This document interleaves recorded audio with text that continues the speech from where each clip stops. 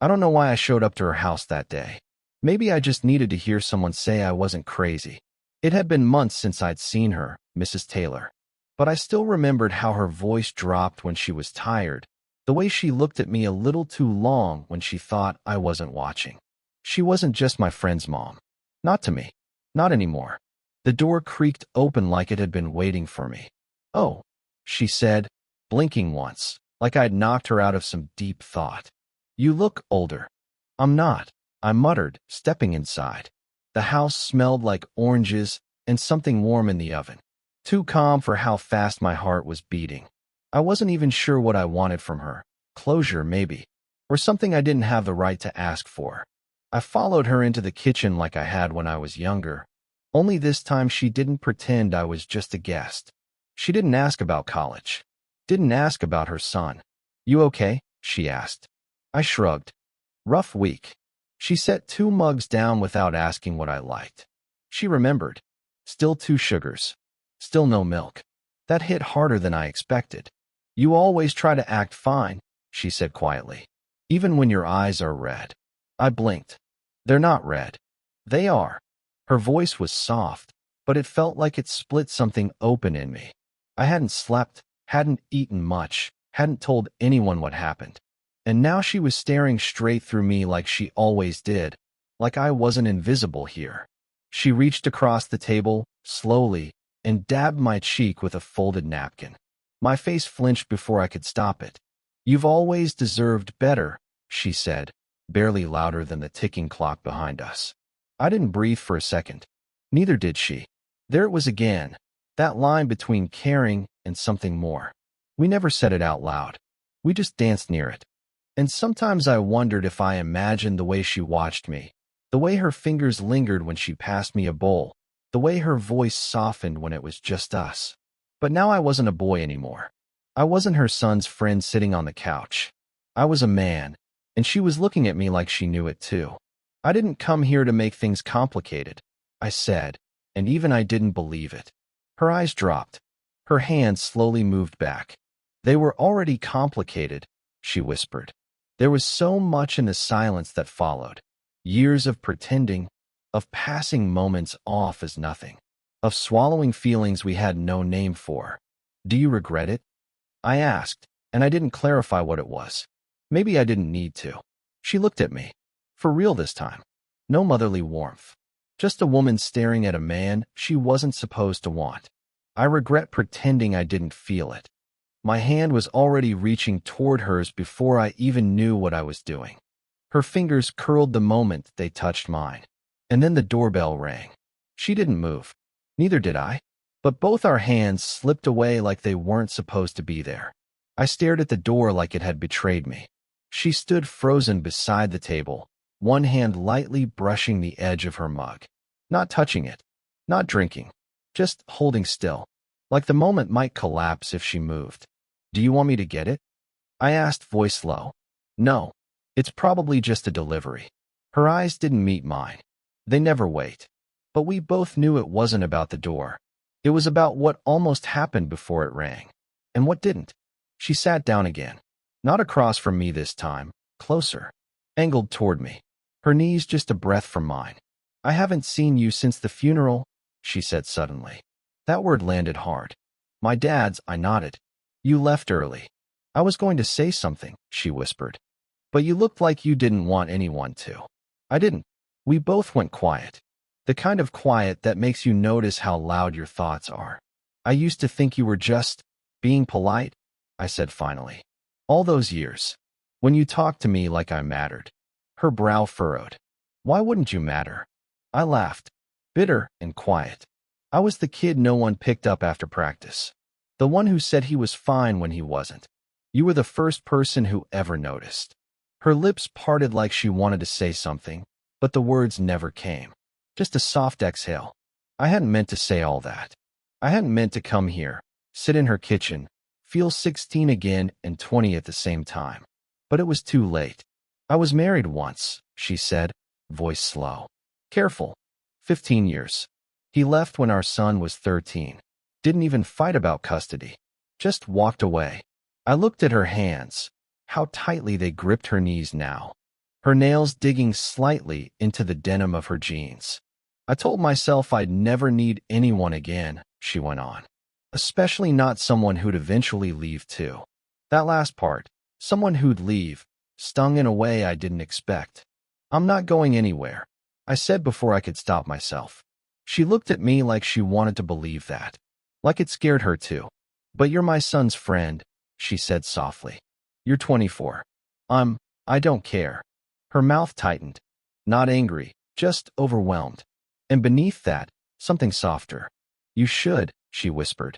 We didn't speak after that. Just sat in the quiet hum of the kitchen, the ticking clock, the wind brushing the window. She looked like she wanted to stand, but didn't trust her legs. I reached for her hand again. This time, she didn't pull away. And neither of us flinched when our fingers locked. Her fingers stayed in mine. We didn't look at each other. We didn't move. Just sat there holding on, like we'd fall apart if we didn't. But the longer it lasted, the more dangerous it felt. I should go, I said, finally breaking the silence. You should, she whispered back, still not letting go. Neither of us moved. Then came the voice. Muffled but close. Mom. I dropped her hand like it burned. Her son. My friend. He was upstairs. I hadn't even realized. The sound of footsteps hit the stairs. Heavy. Coming fast. Panic surged through me. She stood, smoothing her blouse like it could erase whatever had just happened. Go, she mouthed, eyes wide, terrified. I grabbed my keys and slipped through the back hallway toward the laundry room. Just as he turned the corner into the kitchen, I heard them talk. Something casual about lunch. The fridge opening. My name didn't come up, but my heart wouldn't slow down. I waited by the back door. The tile was cold under my socks. My palms were still warm from holding her hand. It was stupid, reckless. He would have lost his mind if he saw me here like that, with her like that. This couldn't happen again. I slipped out the back door and didn't look back. 2 days later, she texted me. Are you okay? I didn't answer. 3 more days. Then a voicemail. I shouldn't have let it get that far. You have your whole life ahead of you. I don't want to be something you regret. She didn't say goodbye. I played that message 3 times. Then deleted it. Then undeleted it. Another week passed. I tried to move on. Tried to act normal. But I kept seeing her everywhere. In the quiet. In the way someone poured tea. In the corner of my mind when I should have been paying attention to other things. Late one night, I drove by her house. I told myself I was just passing through. But the lights were on. And I didn't keep driving. She opened the door before I could knock. Her face froze when she saw me. I'm not here to ruin anything, I said quickly. I just couldn't stop thinking about you. She looked tired, like she hadn't slept either. I meant what I said, she replied. You should be with someone your age. Someone who isn't afraid all the time. I stepped closer. I don't want someone else, I said. I want the person who looked at me like I wasn't invisible. Her breath hitched. A pause. Too long. Too quiet. I leaned in, close enough to kiss her. She didn't move. But just before our lips touched, she pulled back. I can't, she whispered. Not until I know this isn't just loneliness. My hand was still on her face, and she was still standing there. I'm not lonely, I said. She looked away, like hearing that hurt more than if I'd said I was. You don't get it, she whispered. If this becomes something, if we become something, it's not just us who gets hurt. My voice cracked. So what? We just pretend it meant nothing. You think I haven't tried? There it was. Not denial. Not distance. But something messy, want tangled with guilt. She stepped back, her arms crossing like armor. I haven't let myself feel anything for anyone in years, she said. And then you come back, and it's like I can't breathe when you're in the room. I could barely stand still. My chest was tight, like I was trying to keep everything from spilling out. I think about you constantly, I said, even when I don't want to. Her eyes flicked up, startled. I know it's wrong, I added. I know it's selfish, but I don't want to go back to pretending this is just in my head. She pressed her back to the wall like she needed it to stay upright. Her lips parted, words starting, then vanishing. Then something in her cracked. You're not in my head, she said. You're under my skin. and I hate how much I like it. We stood there, caught between steps. No lies left, just breath and heat, and every unspoken thing we'd been trying not to say for years. Then she said it. You kissed someone last summer, didn't you? That girl from the lake house. What?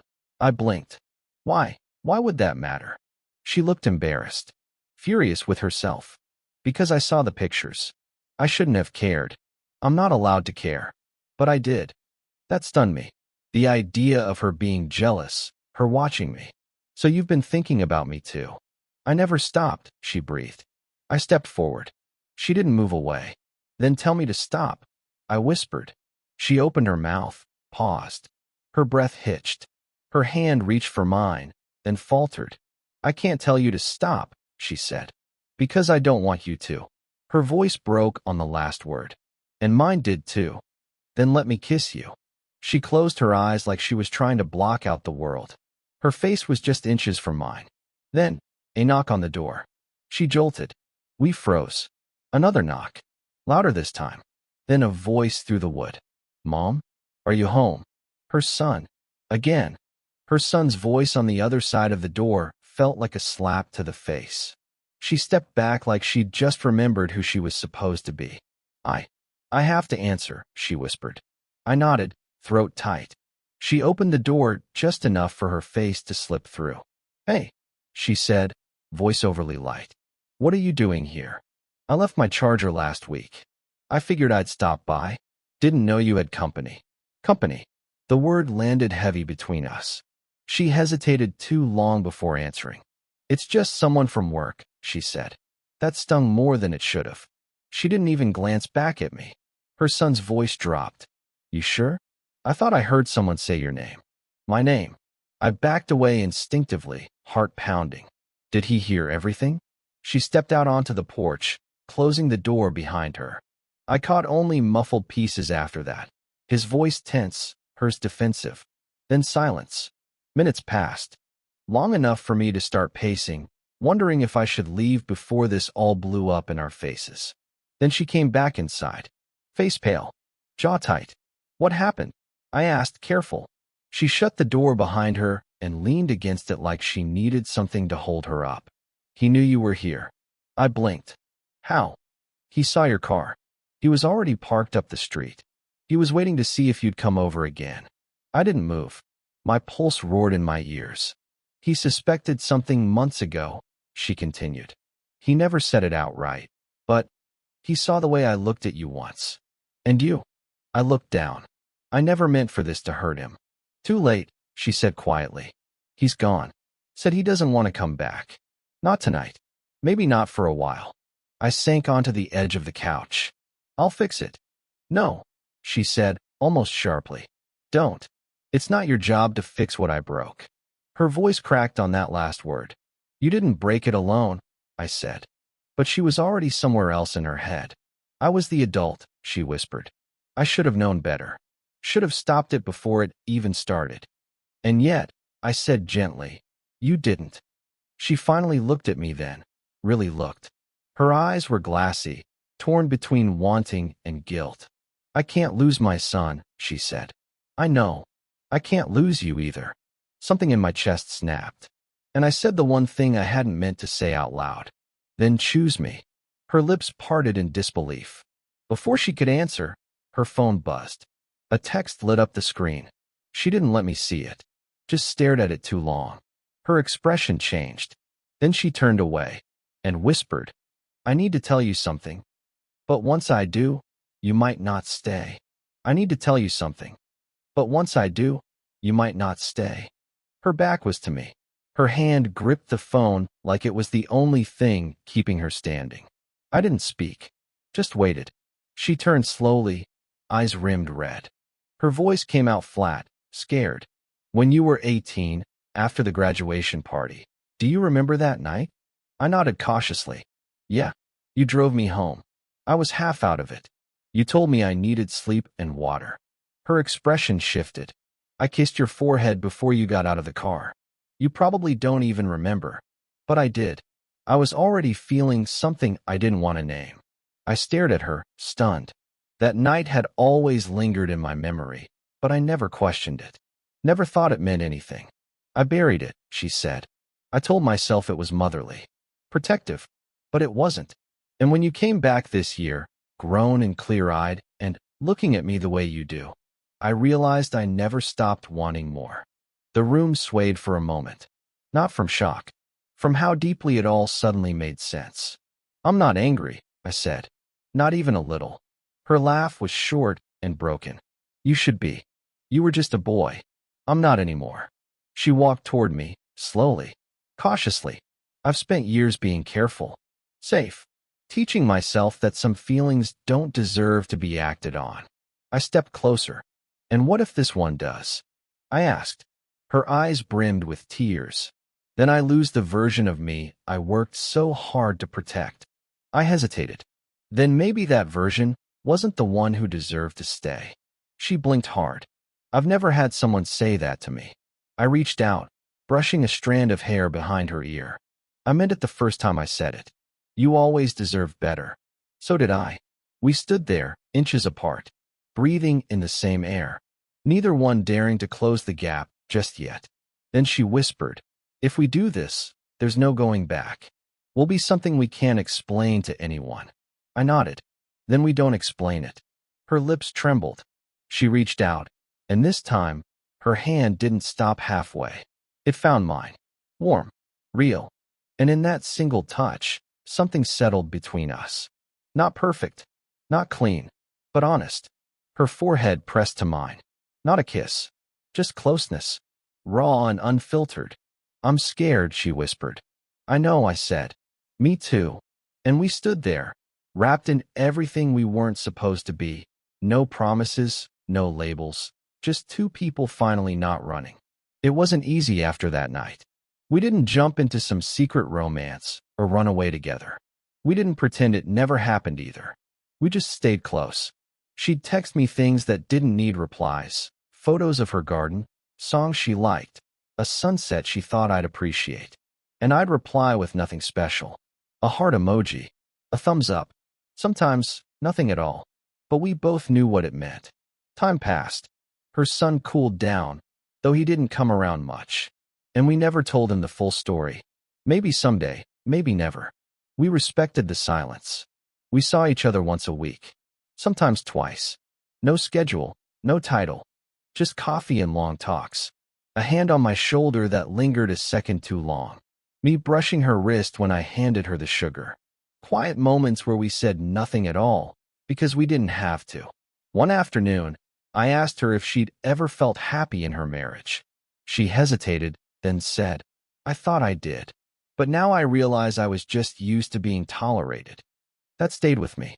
Another time, I asked if she was afraid of being seen with me in public. She looked at me, smiled softly, and said, I'm not afraid of being seen. I'm afraid of losing what this is by forcing it into something else. So we didn't force it. We kept it real, flawed, human, and honest. Until one evening, while walking through the park after dinner, she stopped under a tree, looked at me like she hadn't before, and said, You feel like peace. I didn't know how to answer that. So I just kissed her. Not rushed, not guilty, just quiet and sure. When we pulled apart, she rested her head against my chest, and for once, the world didn't feel like it was waiting to catch us in the act. Months later, I moved into a new apartment. She helped me unpack books and hang shelves.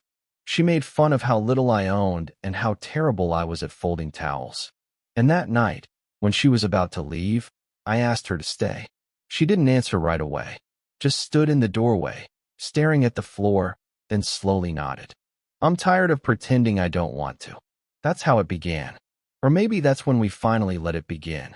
We didn't care about what made sense anymore. We cared about what made us feel whole. And in the quiet spaces between all the noise, she was mine, and I was hers. Did you enjoy the story? What kind of stories would you like to hear next?